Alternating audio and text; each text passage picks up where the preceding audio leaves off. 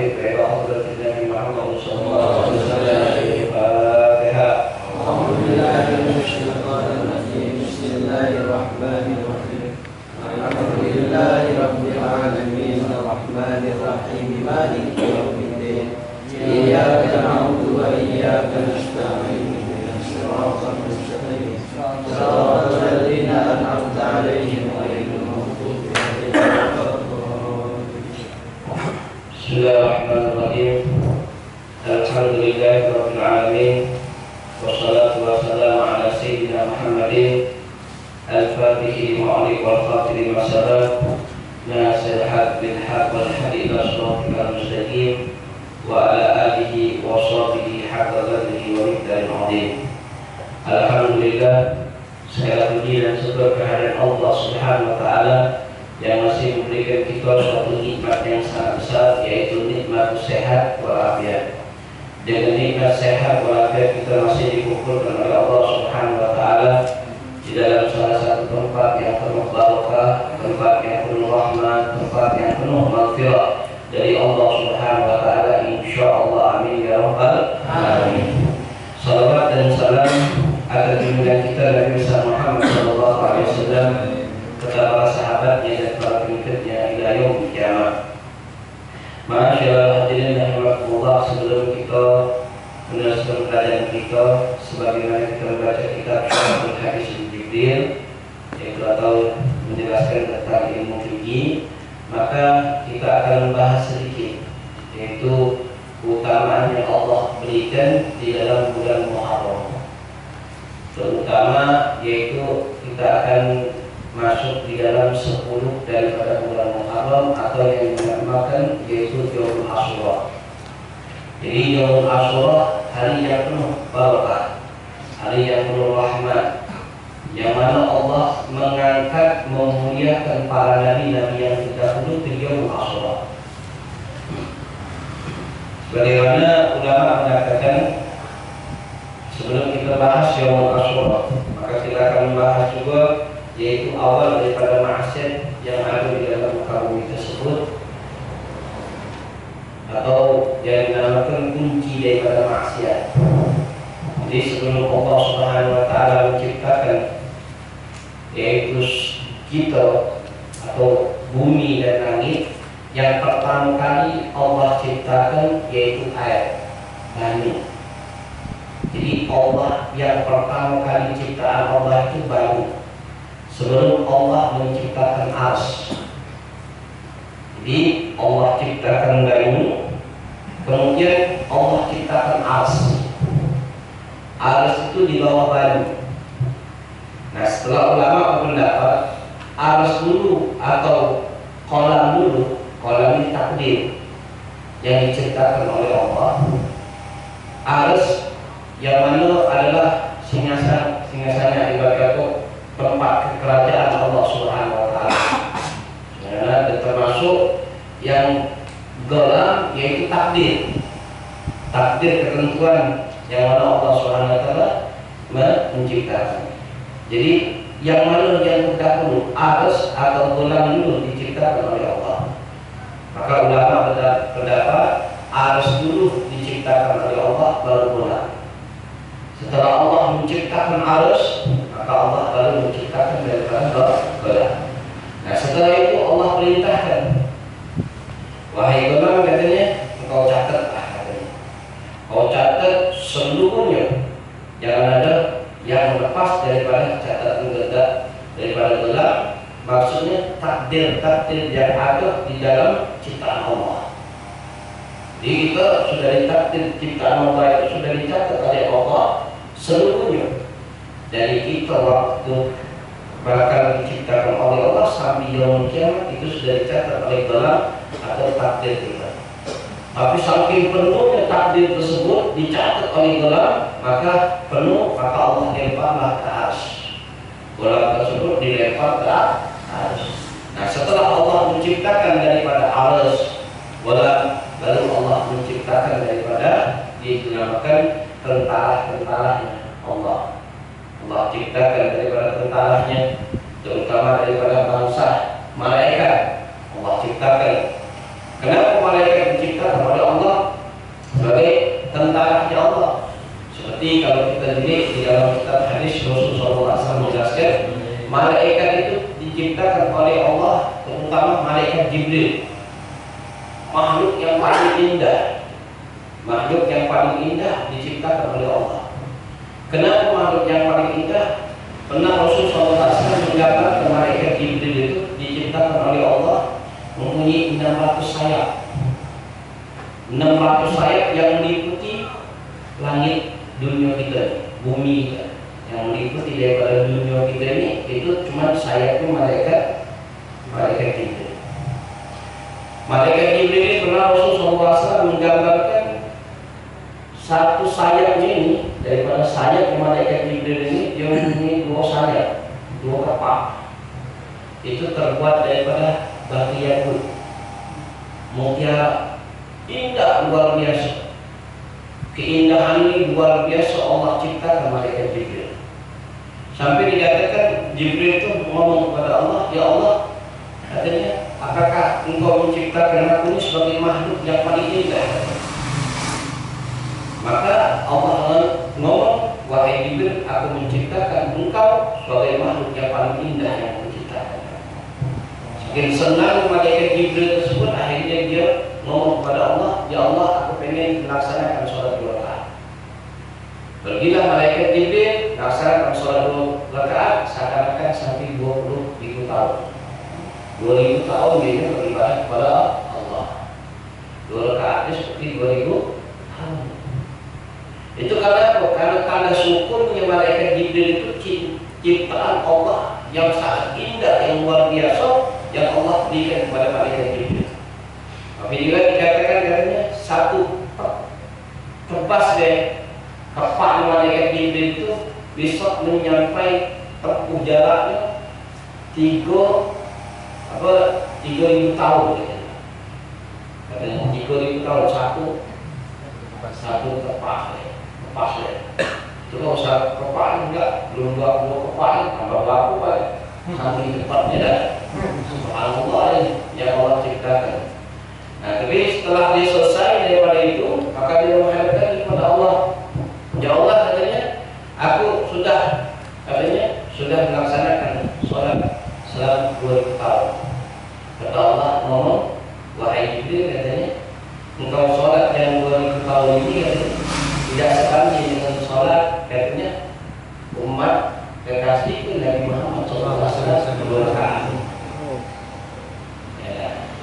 Siapa itu umat kekasihnya Allah? Yaitu umat dari kita Muhammad SAW, yaitu sebagai kita umat sebagai Nabi Muhammad. Kita sholat cuma 2 rakaat, bisa mengalami daripada sholat malaikat Jibril yang sholat 2000 tahun. Jadi Allah sangat beruntung kita sebagai umat dari besar Muhammad. Nah, kemudian Allah menciptakan daripada langit, bumi, kemudian tentaranya, dan juga Allah menciptakan daripada jin. Allah ciptakan jin.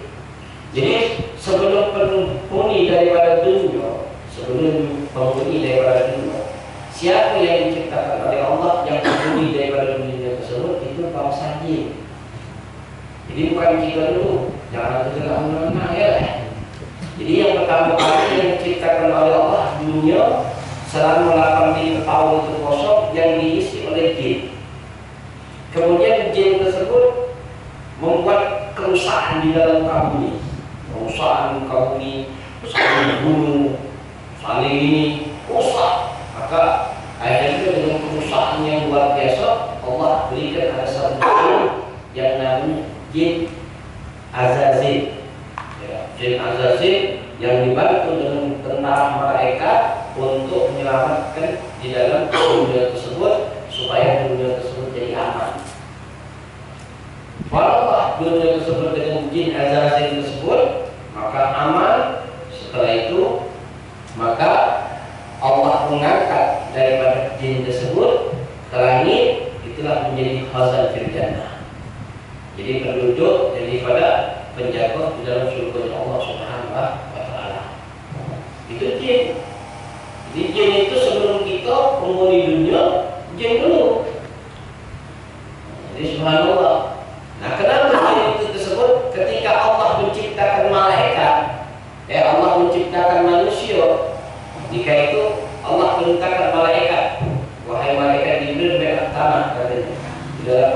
di dunia.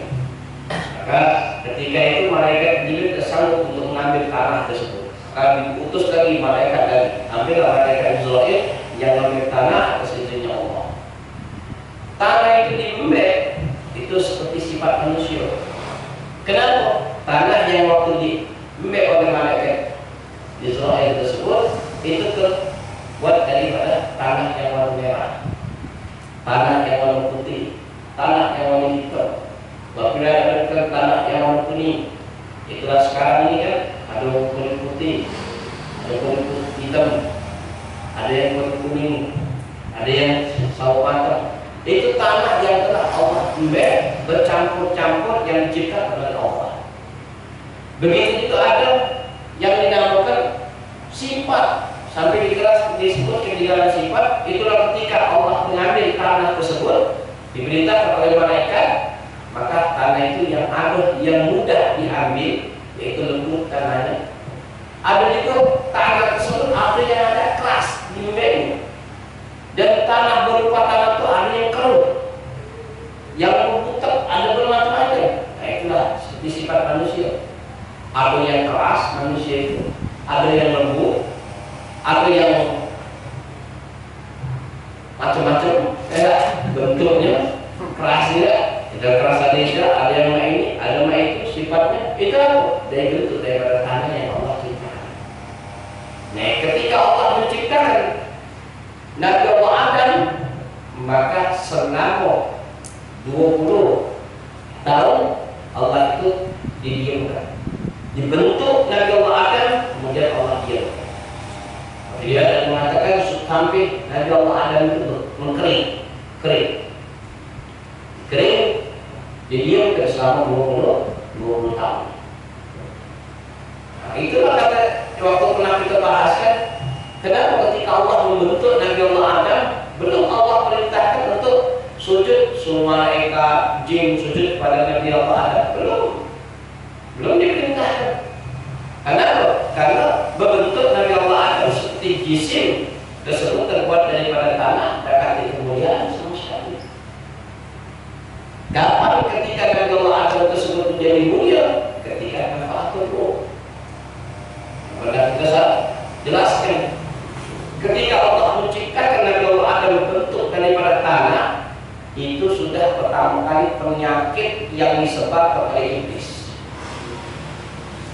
Apa? Jika malaikat itu datang, iblis itu datang, jadi bentuk Nabi Allah Adam itu belum bergerak, masih berbentuk biasa, maka dia masuk dari kuping, jin masuk dari kuping, masuk dari mulut, masuk dari hidung, masuk dari kaki. Maka iblis tersebut ngomong, jin juga ngomong katanya, kalau saat ini makhluk ini serahkan kepadaku katanya, akan menghancurkan. Berarti sifat pertama kali, sifat hasad itu sudah ada di dalam diri jin tersebut untuk menghancurkan kita, untuk menghancurkan kita.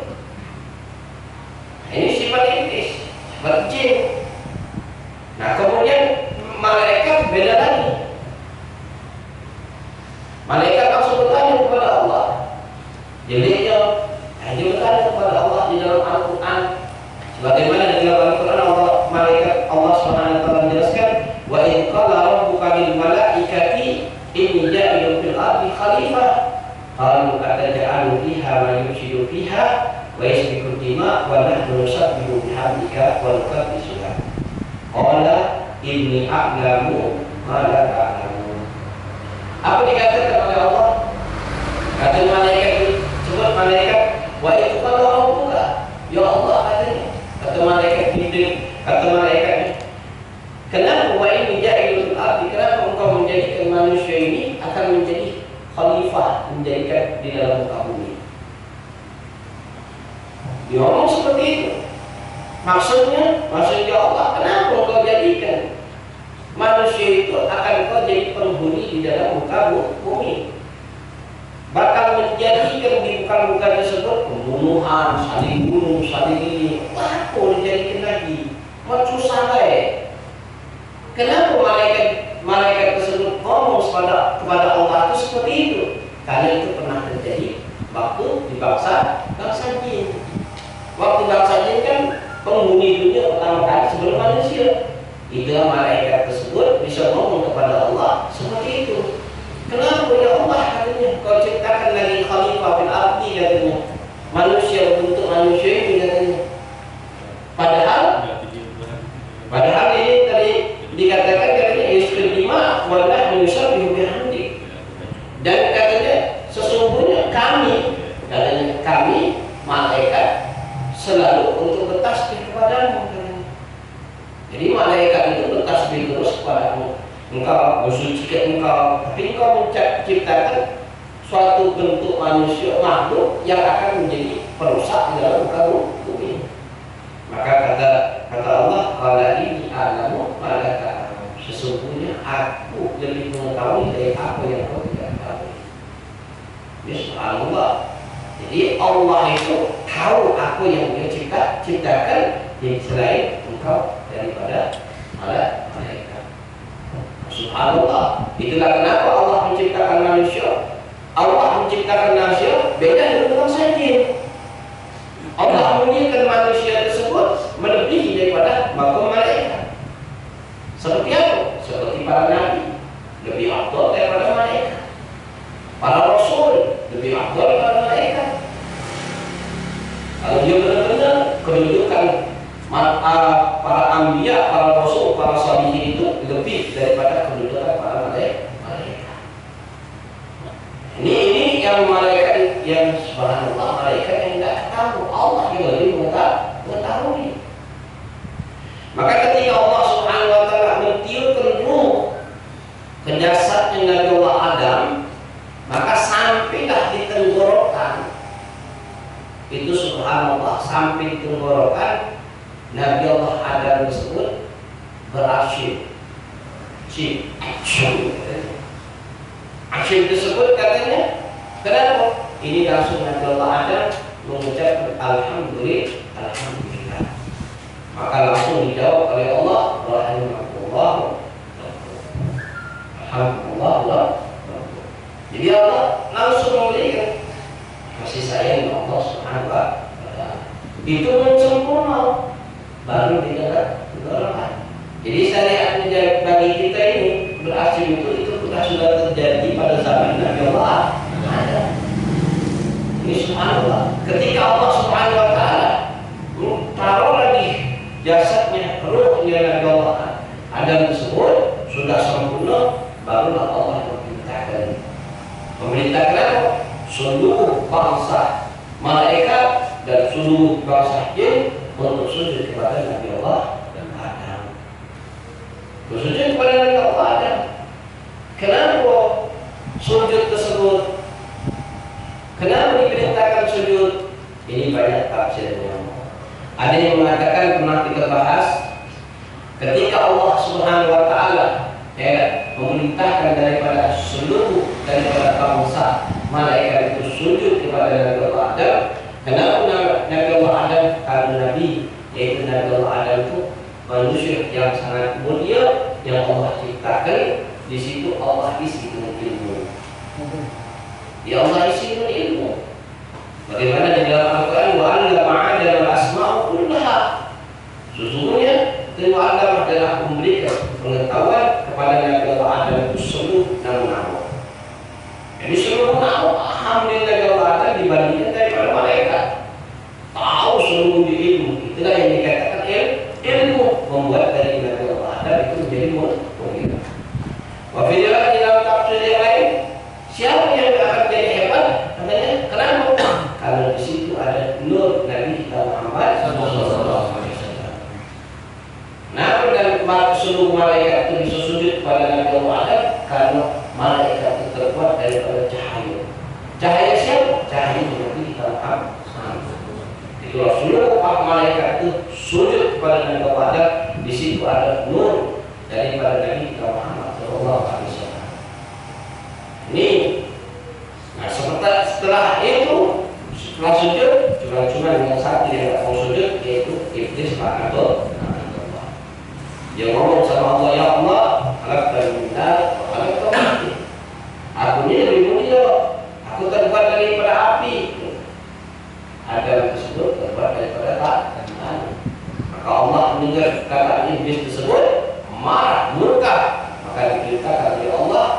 iblis tersebut turun di dalam muka bumi. Tapi iblis tersebut tidak mau kalah. Itu penyakit yang pertama, yaitu hasad. Yang kedua, dikarenakan kibir. Dikarenakan kibirnya, dia tidak sujud kepada Allah. Padahal ini adalah salah satu perintah dari Allah. Nah, penyakit yang ketiga. Apa sih penyakit yang ketiga? Dikarenakan iblis tersebut tidak rela, tidak senang, maka setelah Nabi Allah Adam tumbuh di dalam surga Allah Subhanahu wa taala, dan dia yang melakukan kenikmatan di dalam surga, maka ada satu buah yang dilarang oleh Allah, maka dia dibujuk oleh iblis atau syaitan, yaitu untuk makan daripada buah yang dilarang oleh Allah. Kemudian dimakan. Itulah mengatakan apa? Penyakit yang ketiga yaitu haris. Rakus. Rakus kenapa? Masih sudah di dalam surga kenikmatan yang luar biasa, cuma salah satu yang tidak mau dimakan, tapi masih dimakan. Ini haris namanya. Hati-hati, itulah kita kalau kita terlalu cinta, condong terlalu masalah duniawi, itulah yang akan menyebabkan kita celaka. Tapi jangan sampai di dalam sini ibrah, jangan kita salahkan, oh Nabi Adam itu haris, terlalu cinta kepada manusia. Tidak. Nabi Adam itu dapat kesalahan.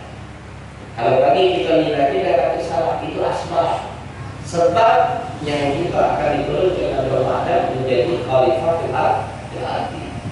Tapi bagi kalangan Nabi, dia merasa salah. Satu salah dia. Nah, semenjak itu Nabi Allah Adam diturunkan di dalam muka bumi tersebut. Kenapa? Selama 300 tahun lamanya mohon ampun kepada Allah. 300 tahun mohon ampun kepada Allah, cuma satu kesalahan. Kalau kita baru banyak dosa. Apa kita minta ampun kepada Allah?